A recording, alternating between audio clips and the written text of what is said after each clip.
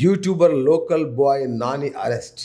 అసలేం జరిగిందంటే, విశాఖ ఫిషింగ్ హార్బర్‌లో అగ్ని ప్రమాద ఘటనలో యూట్యూబర్ లోకల్ బాయ్ నానిని వన్ టౌన్ పోలీసులు అదుపులోకి తీసుకొని విచారిస్తున్నారు. నిన్న సాయంత్రం లోకల్ బాయ్ నాని తన భార్య సీమంతం వేడుకలు నిర్వహించారు. తన భార్య శ్రీమంతం సందర్భంగా లోకల్ బాయ్ నాని తన స్నేహితులకు బోటులో పార్టీ ఇచ్చారు. పార్టీ అనంతరం బోటుకు నిప్పు అంటుకుంది. ఇతర మత్స్యకారులు లంగరు వేసిన బోటును వదిలారు. బోటుకు నిప్పు ఎలా అంటుకుందనే దానిపై పోలీసులు విచారణ జరుపుతున్నారు. One town CI Bhaskar Rao లోతైన విచారణ చేస్తున్నారు.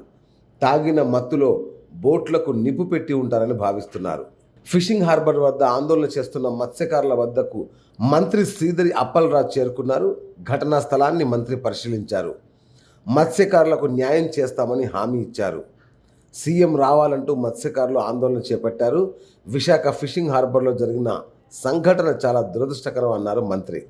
ప్రమాదానికి కారణమైన వారిని ఇప్పటికీ అదుపులోకి తీసుకున్నామని, వారికి కఠిన శిక్షలు తప్పవన్నారు. 36 బోట్లు పూర్తిగా, 9 పాక్షికంగా దెబ్బతిన్నాయని తెలిపారు. డ్యామేజ్ అయిన బోటు విలువను బట్టి 80% నష్టపరిహారం చెల్లిస్తామన్నారు. నేవీ, ఫైర్ సిబ్బంది సహాయంతో ప్రమాద తీవ్రత ఎక్కువ అవ్వకుండా చర్యలు తీసుకున్నారని తెలిపారు.